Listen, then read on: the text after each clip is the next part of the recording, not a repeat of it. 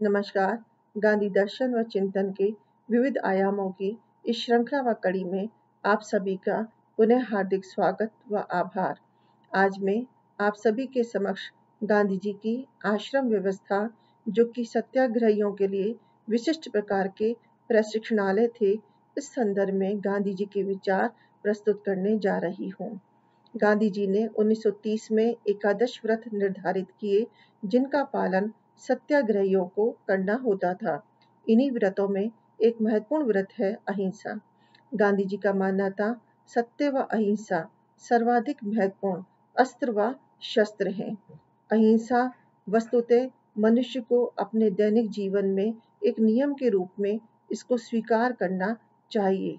यदि मानव जीवन में मानवता के महत्व को स्थापित करना है, तो अहिंसा का प्रयोग दैनिक व्यवहार में होना चाहिए। अहिंसा का तात्पर्य किसी को चोट ना पहुंचाना, हिंसा ना करना ही मात्र नहीं है, अपितु ईर्ष्या, द्वेष, जलन, घृणा का भाव भी मनुष्य के मन में नहीं होना चाहिए। दैनिक व्यवहार में, दिन प्रतिदिन के कार्यों में हिंसा नहीं होनी चाहिए। गांधी जी का ये कहना था कि अहिंसा का पालन प्रत्येक व्यक्ति को एक धर्म के रूप में करना चाहिए। अहिंसा एक ऐसा अस्त्र है जिसका प्रयोग मनुष्य को अपने जीवन में, दैनिक व्यवहार में, अपनी वाणी में, अपनी प्रतिदिन के क्रिया व प्रतिक्रिया में करना चाहिए।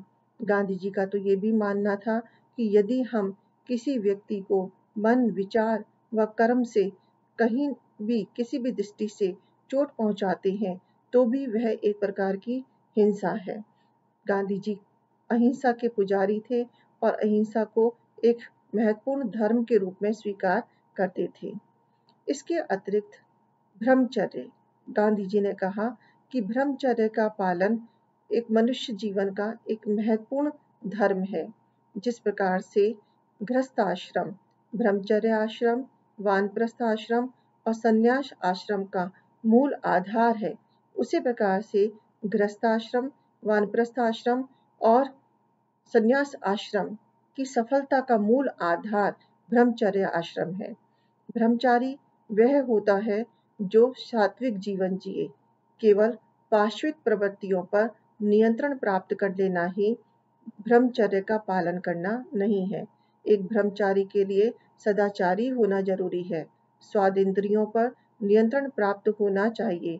अपने विचार, शब्द, क्रिया, प्रतिक्रिया और व्यवहार में शुद्धता, सात्विकता व पवित्रता होनी चाहिए। उसे अपनी इंद्रियों को वश में करने की शक्ति व क्षमता होनी चाहिए।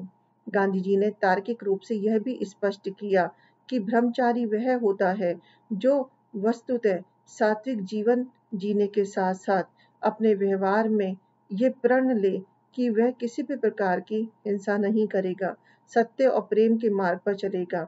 नारी वस्तुतः ब्रह्मचारी के मार्ग में किसी भी प्रकार की बाधा नहीं है।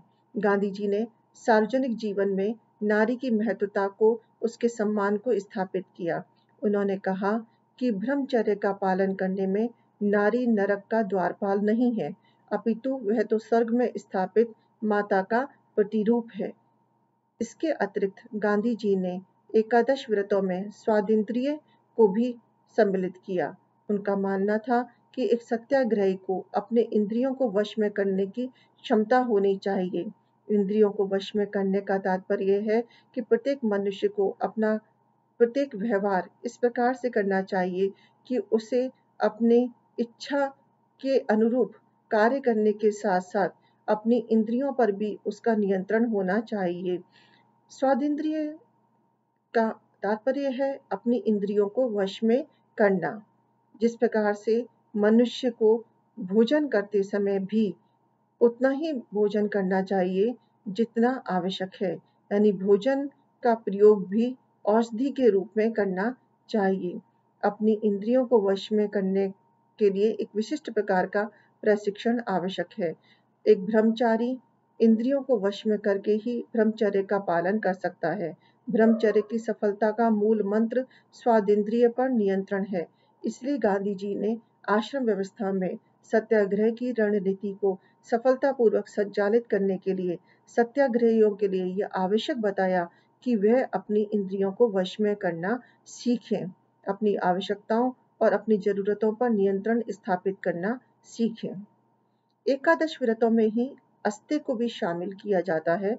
अस्ते का अर्थ है चोरी ना करना, अपनी न्यूनतम आवश्यकताओं को ध्यान में रखना तथा जितनी आवश्यकता हो उतना ही वस्तुओं, सेवाओं व पदार्थों का उपयोग करना। गांधी जी ने तार्किक रूप से ये स्पष्ट किया कि ईश्वर और प्रकृति ने पर्याप्त दिया है, न आवश्यकता से अधिक है, न आवश्यकता से कम है, लेकिन मनुष्य के लिए यह आवश्यक है कि वह अपनी न्यूनतम आवश्यकता को पहचाने और उसे दृष्टिगत रखते हुए उतनी ही वस्तुओं, पदार्थों व सेवाओं का उपभोग करे जितनी उसकी न्यूनतम आवश्यकता है। उसमें संतुष्टि का भाव होना चाहिए।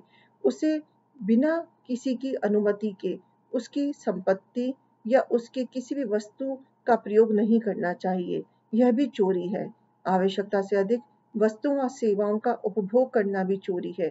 किसी की अनुमति के बिना उसकी वस्तुओं का प्रयोग करना भी चोरी है।